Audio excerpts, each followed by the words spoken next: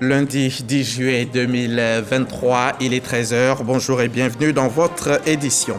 La 63e session de la CEDEAO a vu le président nigérian désigné à l'unanimité par ses pairs, président en exercice de la conférence des chefs d'État.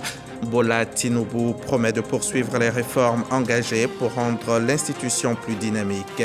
Mahama Traoré était notre envoyé spécial sur place. On le rejoint en début de journal.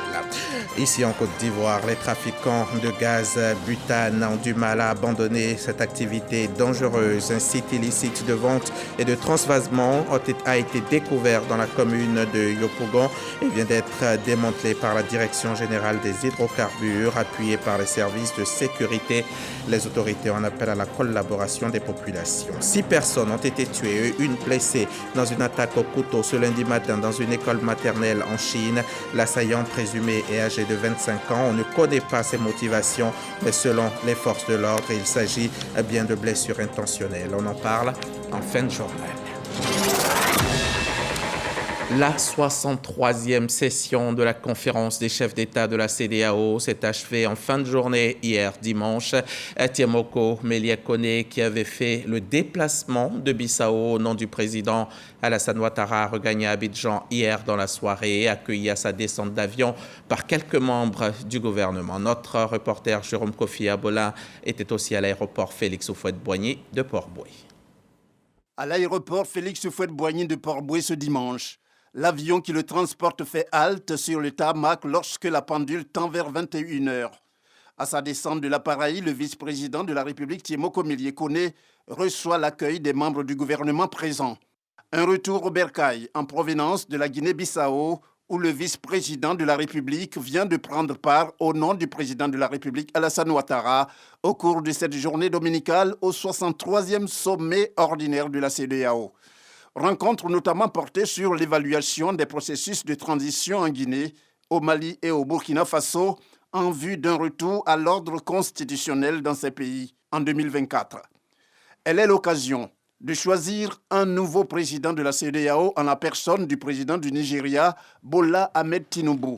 Le choix porté sur le chef de l'État nigérien est apprécié à sa juste valeur par le vice-président ivoirien. Samedi, c'est-à-dire la veille, le vice-président de la République participe à la session extraordinaire de l'UEMOA sur l'examen du document de vision prospective à l'horizon 2040. Laquelle session permet au président du Conseil des ministres de l'UEMOA, le ministre ivoirien de l'économie et des finances, Adama Coulibaly, de se féliciter des actions structurantes à l'initiative du président en exercice de l'UEMOA, le chef de l'État nigérien, Mohamed Bazoum. Ce dernier qui d'ailleurs salue ce document de vision prospective à l'horizon 2040 comme un outil d'anticipation pour ce qui concerne la poursuite de la marche des gouvernants vers une prospérité partagée dans leur espace commun. À l'issue donc de ce 63e sommet de la conférence des chefs d'État de la CEDEAO, le président du Nigeria, Bola Tinubu, ainsi que l'a rappelé notre reporter Jérôme Kofi Abola, a été élu à l'unanimité nouveau président en exercice de l'organisation. Il entend combattre les changements anticonstitutionnels. La Côte d'Ivoire a été aussi désignée pour abriter prochainement le siège du secrétariat technique du corridor Abidjan-Lagos. Retour sur cette cérémonie de clôture avec notre envoyé spécial Mahama Traoré. Ce 63e sommet des chefs d'État et de gouvernement de la CEDEAO s'est fait l'écho de l'évolution de la situation au Mali, en Guinée et au Burkina Faso. Les chefs d'État sont unanimes. Il faut faire avancer les processus de transition dans ces 3 pays pour un retour rapide à l'ordre constitutionnel. Le communiqué final du sommet adresse d'ailleurs une mise en garde aux autorités de transition du Mali, de la Guinée et du Burkina Faso. Pour les autorités de transition, les chefs d'État insistent sur le strict respect des délais. Et les autorités ne doivent pas entraver le travail des médiateurs. Le non-respect du calendrier de la transition peut entraîner des sanctions importantes. Tels sont les principaux résultats des positions des dirigeants sur la transition en Mali, en Guinée et au Burkina Faso. Autre point à retenir de ce sommet, le changement à la tête de la conférence des chefs d'État et de gouvernement. Bola Ahmed Tinubu, nouvellement élu président du Nigeria, succède à son homologue bissau-guinéen Umaro Sissoko Embalo. Son mandat va durer 1 an. Par la voix du vice-président de la République, représentant le président Alassane Ouattara, la Côte d'Ivoire félicite le président en exercice sortant pour le travail abattu durant son mandat. C'est un sommet qui a discuté des questions fondamentales que notre zone connaît actuellement, les problèmes sécuritaires, les problèmes de djihadisme. Et ce sommet a permis d'élire un nouveau président. Le nouveau président élu du Nigeria a pris la présidence de la CEDEAO et il a promis, en félicitant ses pairs pour tout ce qui a été fait, tant sur le plan de la sécurité, il a promis prendre des choses en main et faire de telle sorte que dès un prochain sommet qui aura lieu dans 1 mois, les dispositions soient prises pour renforcer la sécurité dans la sous-région et prendre en charge toutes ces questions qui aujourd'hui posent des problèmes au développement des pays dans notre sous-région.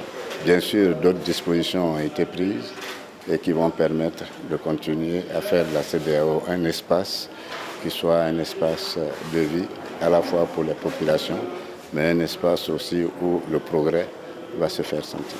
À retenir également de ce sommet le choix de la Côte d'Ivoire pour abriter le siège du secrétariat technique du corridor Abidjan-Lagos.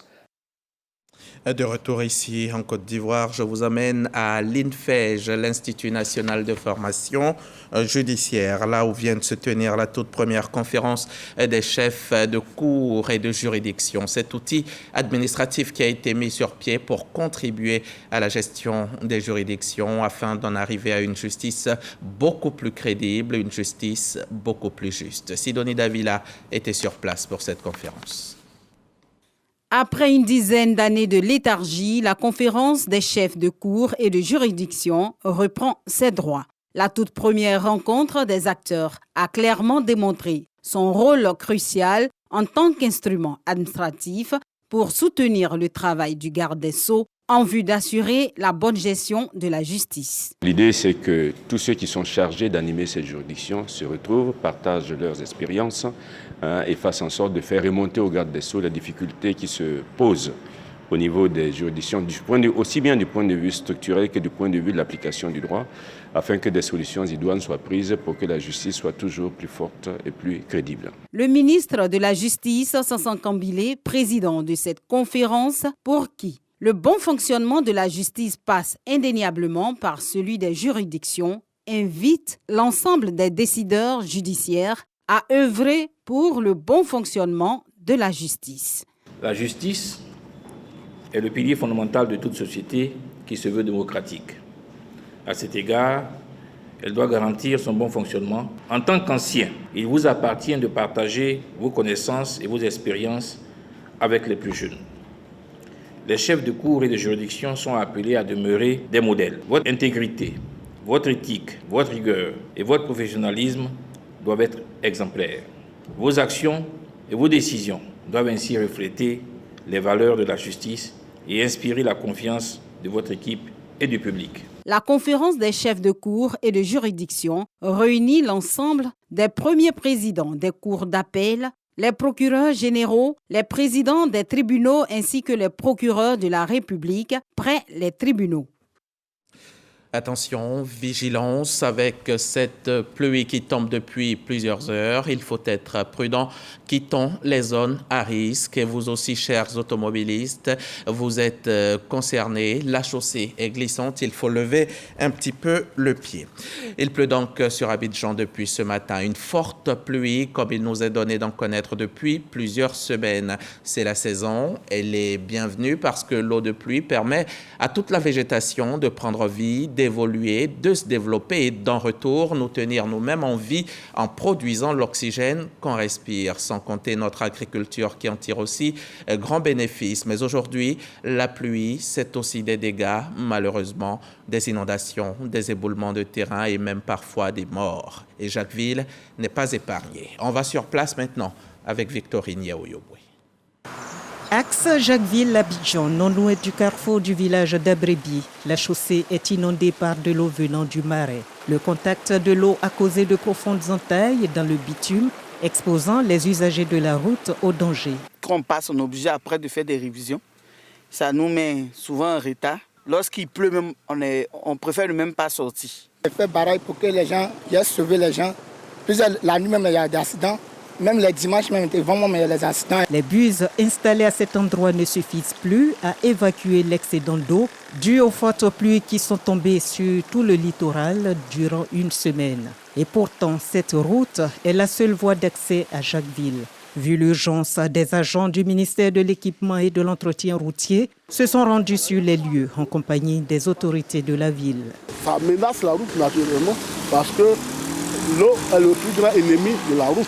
Nous sommes aujourd'hui là pour mesurer la chose à sa juste hauteur et remonter l'information à la hiérarchie, de sorte à prendre des solutions idoines dans un temps vraiment très court pour apporter une solution à cette situation et à éviter que la route se coupe. Avec le changement climatique, il est prévu jusqu'à mi-juillet des précipitations sur le littoral ivoirien, ce qui nécessite une mise à niveau de ce type d'infrastructure. Toutefois, certains observateurs pensent que l'action humaine a également contribué au débordement du marais.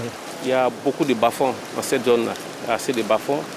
Et il y a quelques opérateurs qui ont travaillé dans la zone, ils n'ont pas pris le soin même de faire des ouvrages. Il y a des retenues d'eau qui sont dans les petits bas-fonds, là. Quand il y a eu la pluie, tout s'est déversé et puis ça a pris la voie. Une visite sur le lotissement en question. Un spectacle désolant. C'est un lotissement qui est mal fait. Mais normalement, on devait chercher la trajectoire du bas-fond d'abord avant de faire cette canalisation. Les plaques d'eau, les mares d'eau étaient là-bas. Le lotissement qui se faisait à côté, en bas des plaques là, c'est l'impact que ça a. Malheureusement, la pression foncière sur le département de Jacquesville se fait de plus en plus forte et le lotissement des surfaces marécageuses se compte par dizaines, ce qui crée un véritable déséquilibre écologique avec d'énormes conséquences sur l'environnement et les populations. J'ai perdu mon beau-père. On doit le faire enterrement. Mais on constate que la route s'est gâtée. La voiture ne peut pas arriver ici. Ils m'ont dit que l'eau était beaucoup. Et puis, était petit amusement. C'est grave. Ce ne sont pas des endroits pour l'habitation. La vie de ces personnes qui vont habiter ici sera tellement menacée. Certaines maladies, le paludisme, la fièvre typhoïde. Des quartiers entiers de Jacquesville gardent encore des traces des pluies, faute d'assainissement. Ajoutez à cela le lac au centre de la ville, qui menace d'envahir commerce et habitation. Les populations attendent une action de leurs autorités. La ville de Jacquesville, quand elle a été dans le début construite, vraiment la population n'était pas assez nombreuse. Il y avait beaucoup d'espaces vides, ce qui permettait à l'eau de s'infiltrer facilement dans le sol. Et avec cette dernière grosse pluie, nous constatons tous que le manque de caniveaux nous crée des problèmes. Jacquesville est une presqu'île située entre la mer et la lagune, avec près de 100 km de mangroves et de marécages, de la baie des Milliardaires jusqu'à l'embouchure du fleuve Bandaman dans le parc d'Azagny. Il est possible d'y développer des activités économiques qui préservent la biodiversité. Ces espaces-là sont propices à l'élevage de poissons, sont propices à la riziculture. Et nous, pourtant, la Côte d'Ivoire continue d'importer du poisson, du riz. Mais pourquoi ne pas développer cette zone qui va profiter à la nation ivoirienne? La chefferie traditionnelle de Jacquesville dit s'essayer déjà à la pisciculture. Aujourd'hui, nous avons commencé avec la pisciculture. L'eau a inondé presque tout, mais comme ces jeunes gens sont courageux, matin, midi, soir, ces personnes-là sont surveillées. La préservation, là, ça nous tient à cœur. Jacquesville se veut une cité balnéaire dédiée au tourisme. Le potentiel est réel. Les acteurs touristiques et les populations comptent sur une politique volontariste des autorités locales et gouvernementales pour positionner Jacquesville comme une destination touristique sûre de la Côte d'Ivoire.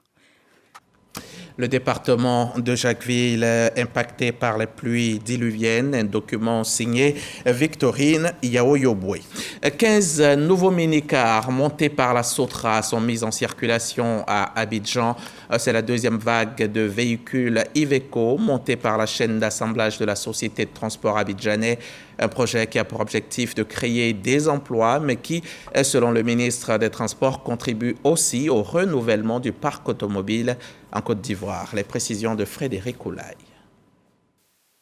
Unité d'assemblage et de montage de véhicules de la Société des transports abidjanais Sotra. Cette unité de montage d'automobiles traduit l'engagement du gouvernement à œuvrer au renouvellement du parc automobile.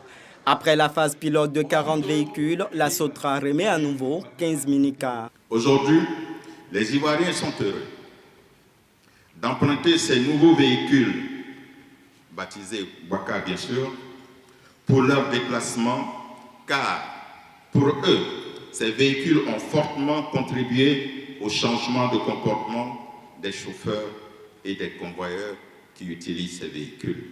Cette remise, la deuxième du genre, atteste la qualité, le confort et la sécurité qu'offrent ces minicars sur les lignes d'Abobo à Djamé et de Yopougon à Djamé. De quoi réjouir la fêtière des transporteurs routiers. Avec ce qui vient de se passer aujourd'hui, le monde du transport routier de Côte d'Ivoire constate que nous sommes maintenant dans le concret. Plusieurs véhicules mis à disposition, sans compter les innombrables projets qui arrivent pour encore renforcer et renouveler le parc automobile. Tout ce que nous pouvons dire aujourd'hui, c'est merci au président de la République. Cette remise de véhicules a été mise à profit par le ministre des Transports pour visiter l'usine d'assemblage. Pour Amadou Koné, l'industrialisation dans le secteur du transport constitue une opportunité de création d'emplois. Je suis heureux de l'engouement qu'a suscité auprès des transporteurs la mise à disposition de ces véhicules et toute la satisfaction des clients. Tout ceci nous pousse à produire davantage de véhicules. Nous sommes très satisfaits. Aujourd'hui, plus de 80% des transporteurs qui ont bénéficié des premiers véhicules sont à jour. L'industrialisation du secteur, le renouvellement du parc automobile vise la professionnalisation du transport. Le gaz butane accompagne notre vie quotidienne, mais il peut être mortel s'il est manipulé par des mains non expertes. Le trafic de ce produit qui devient monnaie courante expose ceux qui s'y adonnent à un danger permanent, eux et les personnes alentour. La Direction générale des hydrocarbures veille au grain et avec l'appui des services de sécurité, l'instance vient de démanteler un réseau de vente et de transvasement illicite dans la commune de Yopougon. Les précisions de Lanciné Bakayoko. Située en pleine agglomération au quartier Banco 2 dans la commune de Yopougon, cette unité de transvasement illicite, selon les populations environnantes, est en activité depuis une dizaine d'années. Le matériel de transvasement est composé de 7 citernes capables de traiter 2500 litres et d'un compteur placé sous ce hangar. Le tout dissimulé derrière un portail métallique. Il aura fallu une certaine technicité pour réussir l'opération de démantèlement complète de l'unité installée frauduleusement. Il y avait plusieurs phases. La première phase d'abord, après la sécurisation, c'était de faire le soutirage. Ça consistait à enlever le gaz de la bonbonne de là, à transférer ça dans un camion approprié à cela. Donc une fois qu'on a fini l'opération de soutirage, il faut faire maintenant ce qu'on appelle le dégazage. Le propriétaire vendait le gaz butane en détail et servait directement ses clients à la pompe en transvasant le gaz dans les bouteilles B6 et B12 ainsi que dans le réservoir de certains véhicules qui fonctionnent au gaz. Le site, d'une superficie d'environ 400 m², sert également de dépôt de boissons et d'habitation. Le gouvernement entend éradiquer ce phénomène. Nous avons associé toutes les parties prenantes, notamment le GSPM, la gendarmerie, la police, l'ONPC, l'ANDE, le CIAPOL, afin qu'ensemble, cette opération-là soit coordonnée pour le bien-être des populations. Ces sites sont dangereux, nous les invitons à les dénoncer. 2 autres sites illégaux ont été découverts dans la commune d'Abobo et seront également démantelés dans les prochains jours. Une procédure est engagée devant la justice pour situer les responsabilités. On va à présent s'intéresser à l'école de la deuxième chance, une école beaucoup plus honnête. Cette initiative lancée par le ministère de l'Enseignement technique et de la formation professionnelle et qui fonctionne très bien. Des dizaines d'apprenants et des formateurs ont séjourné récemment en France où ils ont pu faire quelques villes pour s'inspirer du modèle français. Un voyage d'imprégnation qui permettra de former les jeunes déscolarisés et faciliter leur insertion professionnelle.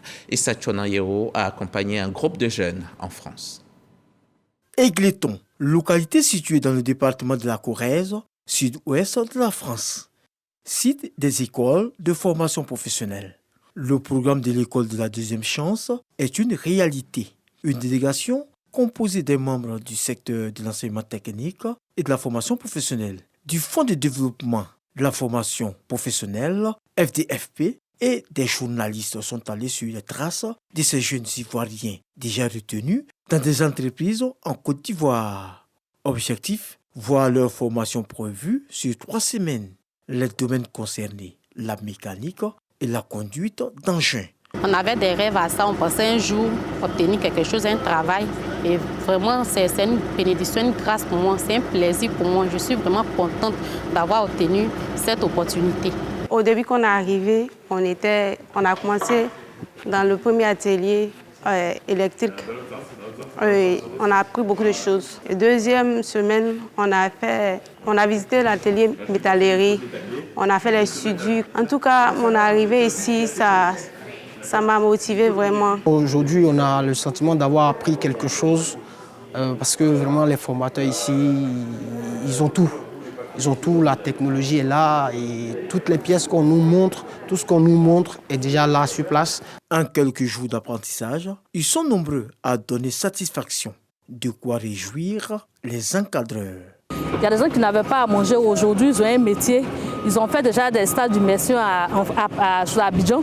Ils sont venus en France.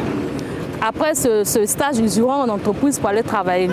À Périgueux, région de la Nouvelle-Aquitaine, toujours dans le sud-ouest de la France, un accent particulier est mis sur la formation en peinture et à la maçonnerie. Les apprenants ne cachent pas leur satisfaction à maîtriser un métier. Ces initiatives de la formation des jeunes en France est le fruit de signatures de conventions entre le ministre Kofi Nguessan et des structures de formation pour une meilleure insertion des jeunes dans le monde du travail en Côte d'Ivoire. Et pour eux, pour nous, une opportunité exceptionnelle, pour eux de venir ici en France, venir découvrir dans nos écoles de travaux publics d'Aigleton les métiers de conducteur d'engin, les métiers de topographe. Et puis pour nous, une ouverture, parce que nos jeunes ici, nous avons un peu plus de 1000 élèves qui sont aujourd'hui dans nos écoles. Et c'est bien parce que ce sont des échanges, culturellement c'est important. Ça leur permet de rencontrer des jeunes qui viennent du continent africain. Et voilà. Et donc c'est une opération gagnant-gagnant. Ce partenariat, c'est pas une surprise, mais il se passe très très bien. J'espère, en tout cas, j'espère que nos confrères ivoiriens prennent autant de plaisir à passer du temps avec nous que nous avons à les recevoir. Nous avons conclu un marché avec des clients, nous avons reçu des confrères, nous perdons des amis. Ce qui se passe ici est fort au plan de vue technique, au plan de vue technologique, mais aussi il est très fort au plan humain.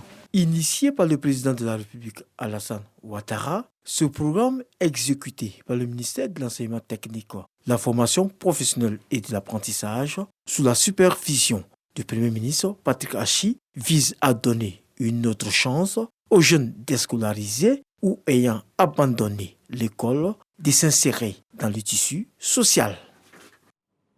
On rentre en Côte d'Ivoire. Du côté de Yakassé à Tobro, dans la région de la Mé, il est de plus en plus question d'entrepreneuriat féminin, notamment des femmes chrétiennes.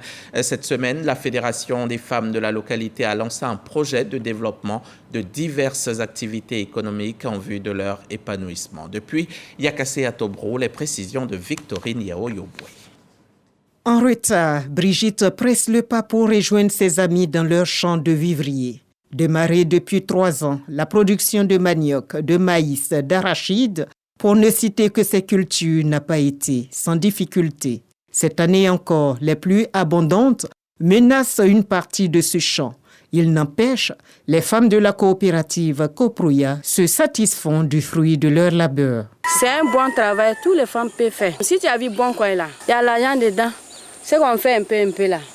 Bon, c'est pas trop, mais on gagne un peu dedans. Ce type d'initiative, il y en a plusieurs à Yakassé et à Tobrou. À force de persévérance, les femmes arrivent à diversifier leurs activités, leur autonomisation financière. Cette vision entrepreneuriale vient d'être épousée par les femmes de Yakassé à Tobrou, membres de la Fédération évangélique de Côte d'Ivoire. Après le réveil spirituel, le réveil économique est désormais leur quête. Quand une femme n'a pas donné, elle n'a pas participé, elle n'a pas saigné pour pouvoir mettre en place quelque chose qu'on vient lui donner comme ça, on peut délapider. Le fardeau que j'ai, c'est d'emmener d'abord les femmes que je dirige à une autonomisation financière. Nous avons, par l'intermédiaire du programme gouvernemental, un projet qu'on appelle l'AVEC. Si nous épousons cette vision, nous pouvons aider non seulement nos femmes, mais l'Église. Tout ce qu'elles font pour la promotion, non seulement des femmes de Yakassé à Tobrou, et merci pour les bonnes initiatives qu'elles prennent pour le développement de Yakassé à Tobrou. Ce passage du livre de Timothée dans le fond du temple invitait déjà les femmes chrétiennes à l'action. Cette fois, la décision est prise. De nouvelles infrastructures de base voient le jour à Pricro dans la région de Lifou. Il s'agit entre autres d'écoles et de foyers polyvalents qui font le bonheur des populations. Une action salutaire de plusieurs cadres de la région. Les inaugurations ont démarré et Léon Brokwame a pu assister à quelques-unes. Konandikro dans la tribu Yega à Pricro. Double sens à cet acte du directeur général du laboratoire du bâtiment et des travaux publics LBTP et du préfet du département. La construction d'un foyer polyvalent et d'un collège à base 4. Si le centre culturel se réalise sur fond de la mutuelle, le collège de proximité, lui, est un don de l'État. Nos enfants auront la chance, lorsque cette école sera terminée, d'étudier chez eux dans de meilleures conditions que par le passé. Il n'y a pas plus grand bonheur que cela. Ce collège qui va germer ici va non seulement désenclaver la localité, quand nous savons que tout développement a pour fondation la formation. Développement, le mot est lâché. Et pour joindre l'acte à la parole, Kapasu Kotobo, sous-préfecture d'Anianou. Jean-Claude Kwasi, témoin de la remise de l'arrêté de nomination du nouveau chef et de la reconnaissance des populations au président Alassane Ouattara pour l'électrification du village. Liesse populaire aussi à Aswadier, à la remise officielle du foyer des jeunes offert par le maire de Pricro. Puis direction Landoukro, toujours dans la sous-préfecture de Famiekro. Ici, pose de la première pierre du bâtiment de 3 classes, dont du directeur général du LBTP, en réponse à la sollicitation des villageois. Depuis un moment, on avait ce problème de bâtiment et il nous avait promis. Aujourd'hui, il a respecté sa parole. Nous sommes vraiment fiers de l'avoir. On a vu certaines personnes passer, mais vraiment ce que ce monsieur a fait est énorme. Jean-Claude Kwasi exhorte donc à la fraternité, à l'union et au renforcement de la cohésion sociale pour le maintien de la paix. Je vous ramène à Yamoussoukro. Sur place, le conseil du district autonome vient de tenir son 2e conseil au titre de l'année 2023. Le vice-président et les conseillers étaient réunis autour du ministre-gouverneur et ensemble, ils ont abordé les aspects du développement de la capitale ivoirienne. Kader Sogodogo. Salle de réunion Sérigne-Oleba de la pairie de Yamoussoukro. C'est le lieu choisi pour la 2e réunion du conseil du district au titre de l'année 2023. Le rapport financier laisse entrevoir des notes d'espoir quant aux investissements. À notre arrivée à la tête du district, par la bienveillante volonté de son Excellence M. Alassane Ouattara, président de la République, le taux de réalisation des investissements du district avoisinait les 5%. Aujourd'hui, après quelques années d'exercice, je puis vous affirmer que nous sommes à 60% de taux de réalisation de nos investissements. La Côte d'Ivoire s'apprête à vivre 2 événements. La politique avec les élections locales en septembre, la CAN de football dès janvier 2024.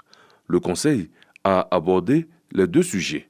Cette session est la dernière qui se tient avant les élections couplées des municipales et des régionales du 2 septembre 2023. Et je voudrais, depuis cette tribune, lancer un appel de paix et de concorde. Je voudrais donc vous engager à faire en sorte que ce que nous avons vécu en 2020 à Yamoussoukro ne se reproduise plus jamais dans cette ville de paix. La tenue de la CAN, Coupe d'Afrique des Nations. Notre capitale a été choisie pour accueillir certaines équipes et quelques matchs. Nous devons nous mobiliser pour faire le meilleur des accueils à nos hôtes. Le Conseil a également donné son accord pour le baptême de la nationale A3 qui traverse Yamoussoukro du nom de boulevard Félix Houphouët-Boigny.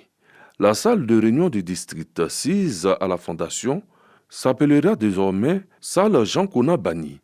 Et dès la rentrée prochaine, le lycée de Kossou portera le nom de Aoussou Kofi.